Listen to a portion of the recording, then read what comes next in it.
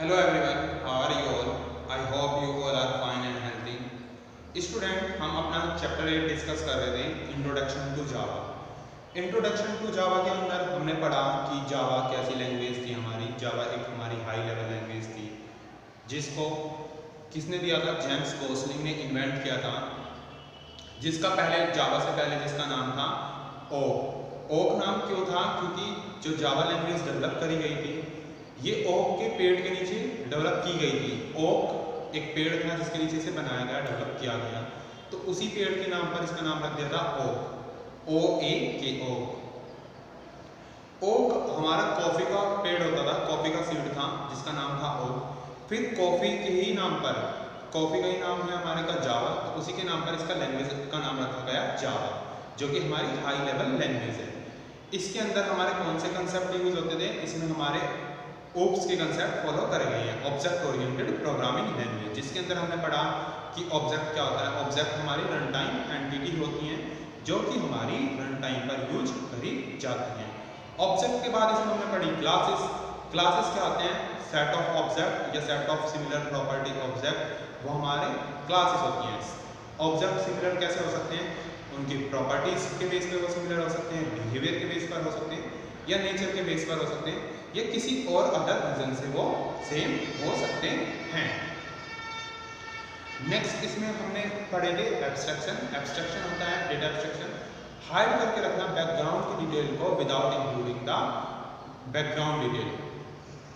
जैसे मैंने एग्जांपल दिया था आपको कार का एग्जांपल। आप कार से कोई वर्किंग कर रहे हैं, आप कार परचेज करते हैं, आपको उसकी एक्सटर्नल बिहेवियर, एक्सटर्नल आपको उसकी नॉलेज है, लेकिन इंटरनल आपको उसकी नॉलेज नहीं है, जैसे कि उसके गियर कैसे वर्क कर रहे हैं या इंजन किस तरीके से वर्क कर रहा है, वो सारी चीज़ें हमारी होती हैं बैकग्राउंड डिटेल्स, इनकी इंफॉर्मेशन हमको नहीं होती। इसी तरीके से मैंने आपको बाइक का भी एग्जाम्पल दिया था। बाइक थाउजेंड्स ऑफ पार्ट से मिलकर बनी हुई है, लेकिन हम क्या देखते हैं कि वो कितनी कॉस्टली है, किस कंपनी की है, उसका कलर कैसा है, एवरेज कितना, हम ये सारी चीज़ें देखते हैं। हम ये नहीं देखते कि उसके इंजन कैसे वर्क कर रहा है, ये सब चीज़ें हम उसकी नहीं देखते। फिर हमने इसमें एनकैप्सुलेशन पढ़ा, जिसमें वार्प अप करा जाता है डेटा को सिंगल यूनिट के अंदर।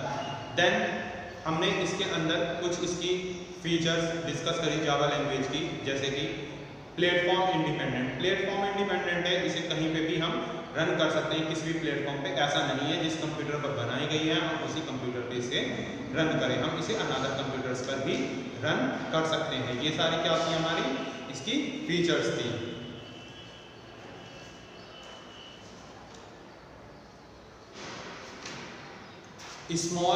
स्मॉल थी, मतलब इजिली यूज कर सकते थे। मल्टी थ्रेडिंग का कंसेप्ट था, मल्टी थ्रेडिंग फीचर प्रोवाइड करती थी। डायनेमिक बाइंडिंग होती थी। इनहेरिटेंस था, इनहेरिटेंस में हम क्या करते थे? अनदर क्लास की प्रॉपर्टीज को हाइड कर लेते थे, सॉरी अनदर क्लास की प्रॉपर्टी और बिहेवियर को हम इनहेरिट कर लेते थे। When an existing class inherit the features of another existing class, then it is called inheritance। इसमें हमने पेरेंट क्लास, सुपर क्लास, सब क्लास, चाइल्ड क्लास, ये सारी चीजें हमने पढ़ी थी। अब स्टूडेंट हम बुक एक्सरसाइज डिस्कस कर लेते हैं। सबसे फर्स्ट है fill in the blanks। fill in the blanks में dates are important run time entity in object oriented method। कौन सी वो चीज है जो बहुत ही इंपॉर्टेंट है रन टाइम एंटिटी में ऑब्जेक्ट ओरिएंटेड मेथड में? आप ध्यान करो, जो हमने ओप्स का कंसेप्ट पढ़ा, तो ओप्स के कंसेप्ट में हमने पढ़े थे dash are the run time entities. अभी भी मैंने बताया ब्रीफली जब हमने डिस्कस किया, कौन सी वो चीजें हैं जो इंपॉर्टेंट है रन टाइम एंटिटीज में in object oriented method, object oriented method के अंदर। तो स्टूडेंट हमारे क्या होते हैं? Object are important run time entities object oriented method. Objects हमारे इंपॉर्टेंट हैं और ये रन टाइम एंटिटीज होती हैं जो हमारी रन टाइम पर यूज करी जाती हैं। वो एंटिटी कौन सी होती है? हमारी ऑब्जेक्ट। सेकंड है dash refer to the act of representing, जो रेफर करता है act of representing important description को विदाउट इंक्लूडिंग बैकग्राउंड डिटेल और एक्सप्लेनेशन। जो हमें रिप्रेजेंट करता है इंपॉर्टेंट डिस्क्रिप्शन को, इंपॉर्टेंट डिस्क्रिप्शन देता है बिना इंक्लूड किए हुए बैकग्राउंड डिटेल और एक्सप्लेनेशन को। बैकग्राउंड डिटेल और एक्सप्लेनेशन इसमें इंक्लूड नहीं करके रखा गया है।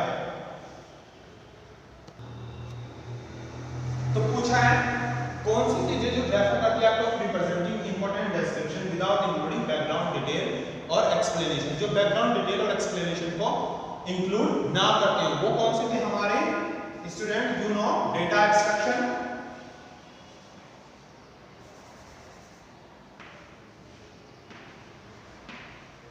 डेटा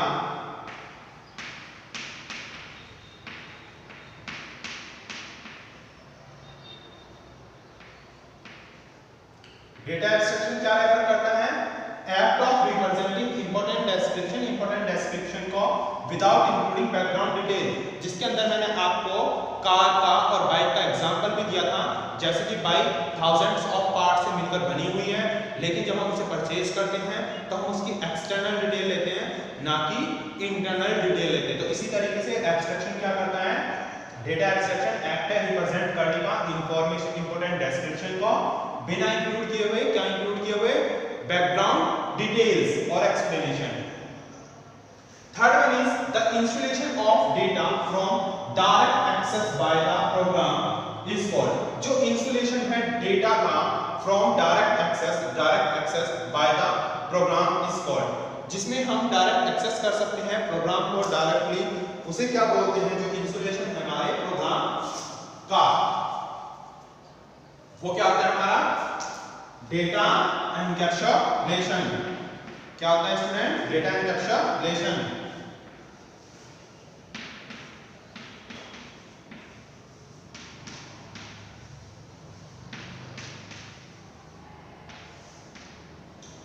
डेटा एनकैप्सुलेशन इंसुलेशन है डेटा का from direct access by the program is called data encapsulation. ये तो हमारा डेटा एनकैप्सुलेशन।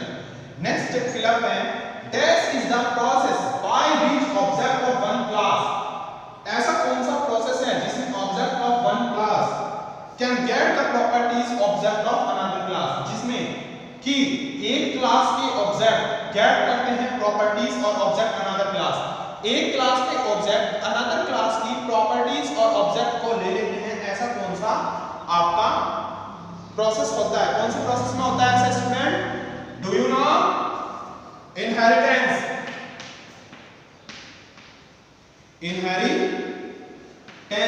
इनहेरिटेंस में क्या होता है? जो प्रोसेस इनहेरिटेंस एक ऐसा प्रोसेस है जिसमें bye which object of one class, जिसमें एक ऑब्जेक्ट एक क्लास का can get the properties object of another class, जिसमें एक क्लास का ऑब्जेक्ट प्रॉपर्टी ले लेता है किसकी? अनदर क्लास के ऑब्जेक्ट की, उसको क्या बोलते हैं? इनहेरिटेंस। जिसमें मैंने आपको बताया था, अगर हमारी एक क्लास है जिसके अंदर मैंने कौन कौन सी क्लास बताई थी आपको? सुपर क्लास और सब क्लास बताई थी। या सुपर क्लास को क्या बोलते थे? पेरेंट क्लास और चाइल्ड क्लास, या फिर थर्ड नेम क्या था? Base class and derived class. ये सारी हमने किसमें पढ़ी थी? इनहेरिटेंस के अंदर, जिसमें कि एक क्लास अनदर क्लास की प्रॉपर्टी और बिहेवियर को इनहेरिट कर लेती थी। एक क्लास की प्रॉपर्टी दूसरी क्लास के बिहेवियर को इनहेरिट कर लेती थी, अपने अंदर ले लेती थी। जिसके लिए मैंने आपको एक रियल लाइफ एग्जांपल भी दिया था। जैसे कि आपके पेरेंट्स हैं, आप किसी छोटे स्मॉल बच्चे को देखते हो, या आपके पेरेंट्स को देखने के बाद कई बार आपको देखने के बाद आपके नाइबर्स बोलते होंगे आपको कि जैसे कि ये लड़का अपने ग्रैंडफादर पे गया है, या ये लड़का अपनी ग्रैंडमदर पे गया है, या अपनी बुआजी पे गया है, इस तरीके से बोलते हैं ना बेटा। तो वही क्या होता है? फीचर्स, आपके अंदर उनके कुछ बिहेवियर आ गए, कुछ गुण आए आपके अंदर, कुछ प्रॉपर्टीज आई, तो उसी के बेस पे आपको बोल दिया जाता है। सेम इसी तरीके से क्लास के अंदर होता है। क्लास में क्या होता है? एक क्लास जब दूसरी क्लास की फीचर्स, नेचर्स, कैरेक्टरिस्टिक या उसके कुछ बिहेवियर को एग्जिट कर लेती है उसके ऑब्जेक्ट को, तो उसे बोलते हैं इनहेरिट करना, inheritance. Process by which object of one class can get the properties and object of another class. जब एक क्लास प्रॉपर्टीज और ऑब्जेक्ट ले लेती है अनदर क्लास के, तो उस प्रोसेस को क्या बोला जाता है? उसी प्रोसेस को बोला जाता है इनहेरिटेंस। नेक्स्ट है student, dash means the ability to take more than one form. किसके अंदर इतनी एबिलिटी होती है जो एक से ज्यादा फॉर्म को ले सकते हैं? स्टूडेंट्स, आपको याद होगा जब हमने डिस्कस की थी ओप्स की फीचर्स, ओप्स कंसेप्ट हमने जब डिस्कस किया था, तो ओप्स में हमने पढ़ा था ऑब्जेक्ट ओरिएंटेड कंसेप्ट में object, class, inheritance, data abstraction, polymorphism. Polymorphism क्या होता है? जिसमें एक से ज्यादा फॉर्म की जा सकती है, जिसमें मैंने बताया था आपको poly means many, morph means form. तो इसमें भी यही तो बोला है, dash means ability to take more than one form, जिसके अंदर एबिलिटी होती है एक से ज्यादा फॉर्म को लेने की। वो कांसेप्ट कौन सा होता है? पॉलीमॉर्फिज्म। लिखिए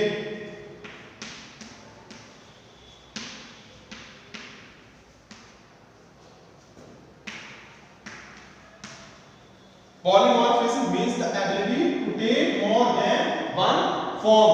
polymorphism में एबिलिटी होती है क्या करने की? Take more than one form.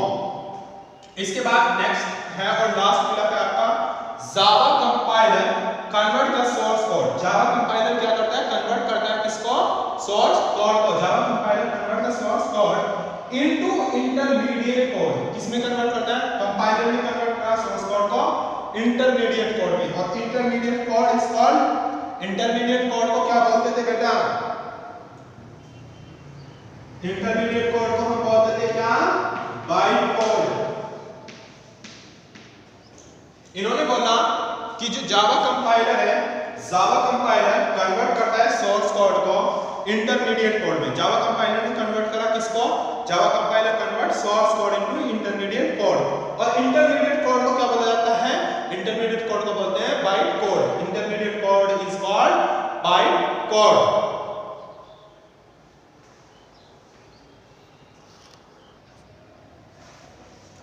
Now student, हम फिलअप डिस्कस कर चुके हैं। अब बेटा हम डिस्कस करेंगे ट्रू फॉल्स। हमने फिलअप में भी डिस्कस कर लिया, अब हम ट्रू फॉल्स डिस्कस कर रहे हैं। सबसे फर्स्ट हमारा ट्रू फॉल्स है जावा is a low level programming language. इन्होंने क्या बोला कि Java low level programming language है। क्या जावा लो लेवल प्रोग्रामिंग लैंग्वेज थी? नहीं थी। तो हमने क्या पढ़ा था स्टार्टिंग में? सबसे फर्स्ट हमने पढ़ा था जावा is a high level programming language. इन्होंने बोला जावा is a low level programming language, तो यहीं पे ये सेंटेंस गलत है। हम अब आगे पढ़ लेते हैं। Like C, Fortran, part and many other, part and many other. इन्होंने बोला कि Java low level programming language है और पार्ट और मैनी अदर लैंग्वेज की तरह।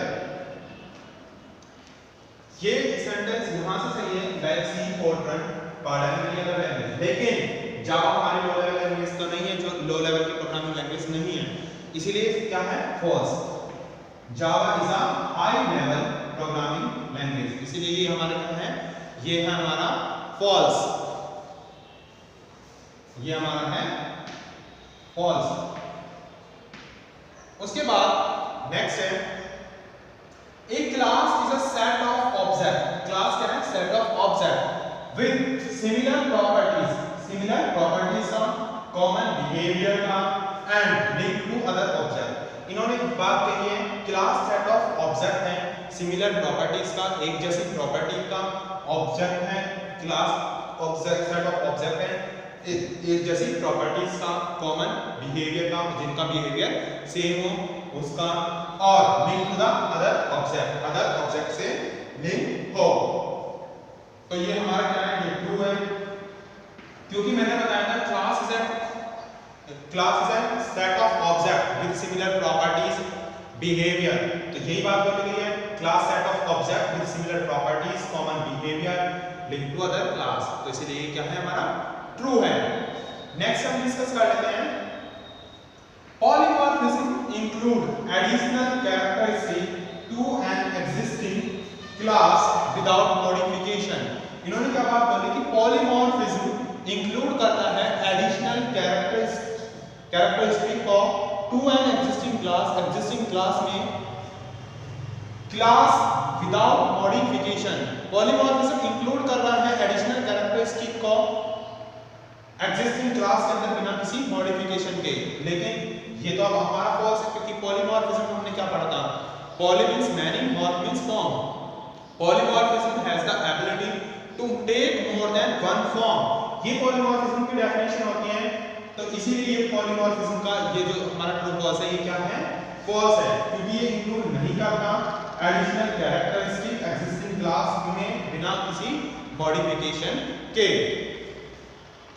नेक्स्ट वन इज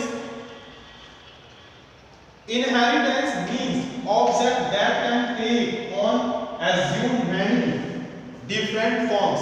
ये क्या बोल रहा है? इनहेरिटेंस ऑब्जेक्ट, जो इनहेरिटेंस का मतलब ये बता रहा है कि ऑब्जेक्ट जो लेता है टेक ऑन एज्यूम मैनी, जो टेक कर लेता है एज्यूम कर लेता है मैनी डिफरेंट फॉर्म को।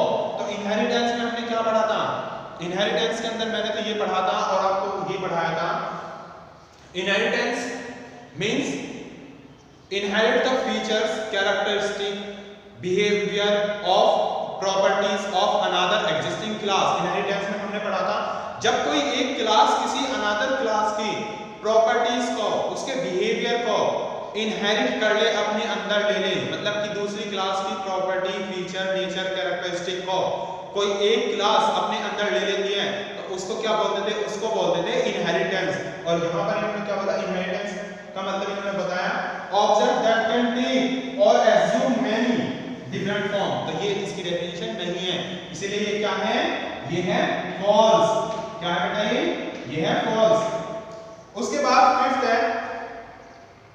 फिफ्थ है हमारा binding refer to the linking of processor call to the code to be execute in response to the code. इसने कहा बाइंडिंग जो है हमारी, बाइंडिंग क्या करती है? बाइंडिंग रेफर करती है, लिंकिंग करना प्रोसेसर कॉल को, बाइंडिंग का मतलब है रेफर करना, लिंकिंग ऑफ प्रोसेसर कॉल को to the code, processor call को to the code to be executed, जिसको एग्जीक्यूट करा जा सके in response to the call, response to the call में। बाइंडिंग रेफर करती है, लिंकिंग करना प्रोसेसर कॉल को to the code to be executed in response to the call, execute करना रेस्पॉन्स टू द कॉल के अंदर। तो बता दिया बाइंडिंग क्या करती है? रेफर करती है, लिंकिंग करना, प्रोसीजर कॉल करना to the code to be executed in the response call, response call में एग्जीक्यूट करना। तो ये क्या हमारा ट्रू, ये बात कर दी हमने कि जो हमारी डायनेमिक बाइंडिंग होती है, बाइंडिंग कॉल लीजिए या डायनेमिक बाइंडिंग कॉल लीजिए, बाइंडिंग का मतलब होता है रेफर करना और लिंकिंग करना प्रोसीजर कॉल को टू द कोड, और कोड एग्जीक्यूट होगा रेस्पॉन्स टू द कॉल में। इसके बाद नेक्स्ट एंड लास्ट है Java comes together with compiler and interpreter.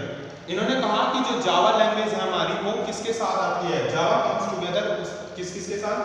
Compiler and interpreter. Java language के अंदर हम कंपाइलर भी यूज करते हैं और इंटरप्रेटर भी यूज करते हैं, तो इसीलिए ये ट्रू है, क्योंकि जावा के सोर्स कोड को कंपाइलर कन्वर्ट करता है किसमें? इंटरमीडिएट कोड में, और उस इंटरमीडिएट कोड को कन्वर्ट करता है कौन? इंटरप्रेटर। तो इसीलिए इसमें हमारे कंपाइलर भी होता है और इंटरप्रेटर भी होता है। जावा किसके साथ आती है? कंपाइलर और इंटरप्रेटर। जब हम अपने प्रोग्राम को रन करते हैं, एग्जीक्यूट करते हैं, तो हम उसे कंपाइल भी करते हैं। अगर हमारे प्रोग्राम के अंदर कोई मिस्टेक आ रही है या कोई भी एरर है, तो वो कंपाइल टाइम पे हमें एरर शो हो जाती है। इसीलिए बोला गया है Java comes together with compiler and interpreter. तो स्टूडेंट मैं एक बार आपको फिर से बता देता हूं ब्रीफली, ट्रू फॉल्स को डिस्कस कर लेते हैं। पहला है Java low level programming language. तो जावा हमारी लो लेवल प्रोग्रामिंग लैंग्वेज नहीं थी, वो कैसी लैंग्वेज थी? हमारी हाई लेवल प्रोग्रामिंग लैंग्वेज थी, इसीलिए ये क्या है? ये हमारा फॉल्स है। सेकंड है class is a set of object with similar properties, common behaviour and link to other object. तो क्लास की डेफिनेशन थी, क्लास की डेफिनेशन मैंने बताई थी आपको, ये कि class is a set of object with similar properties, common behaviour and link to the other object. तो इसीलिए क्या हमारा ट्रू है। नेक्स्ट है polymorphism include additional character to an existing class without modification. इन्होंने बोला पॉलीमॉर्फिज्म इंक्लूड करता है एडिशनल कैरेक्टरिस्टिक, एडिशनल कैरेक्टरिस्टिक्स को इंक्लूड करना ही इन्होंने बता दिया पॉलीमॉर्फिज्म। तो पॉलीमॉर्फिज्म में हमने पढ़ा था कि polymorphism has an ability to take more than one form, इसीलिए ये क्या है हमारा? फॉल्स है। नेक्स्ट वन था inheritance means object that can take and assume many different form. Inheritance का मतलब इन्होंने अलग ही कुछ डिफाइन कर दिया। हमने जब इनहेरिटेंस पढ़ा था, inheritance means inherit the feature और characteristic nature of another existing class. तो इसीलिए ये क्या है? ये भी हमारा फॉल्स है। नेक्स्ट वन है binding refer to the linking of the procedure call to the code and to be executed in and response to the code. Binding हमारी क्या होती है, लिंकिंग करना, लिंक करना प्रोसीजर कॉल को to the code, procedure call को code के साथ लिंक करना और वो एग्जीक्यूट होगा रेस्पॉन्स टू द कोड में। प्रोसीजर कॉल को कोड के साथ करना और वो एग्जीक्यूट होगा response time to the call में, तो इसीलिए हमारा ट्रू है। नेक्स्ट वन और लास्ट वन इज हमारा काम Java comes together with different compiler and interpreter. Java different compiler और इंटरप्रेटर के साथ आती है हमारी लैंग्वेज, ये बात बोली गई है और ये हमारी एकदम सही है, इसीलिए ये क्या है हमारा ट्रू है student. Student now write down your homework, you have to find out the MCQ multiple choice question. अब स्टूडेंट आपका होमवर्क है, आपको मल्टीपल चॉइस क्वेश्चन जो आपकी बुक में दिए हुए हैं उनको फाइंड आउट करके फिल करना है। You have to fill find out the multiple choice question and fill them. Page number 96 और 97 पे आपके मल्टीपल चॉइस क्वेश्चन दे रखे हैं, यहाँ पर और यहाँ इस पेज पर आपके मल्टीपल चॉइस क्वेश्चन दिए हुए हैं, गिवन है। अब आपको इन क्वेश्चंस को मल्टीपल चॉइस क्वेश्चन का आंसर को फाइंड आउट करके फिल करना है। Thank you my dear student.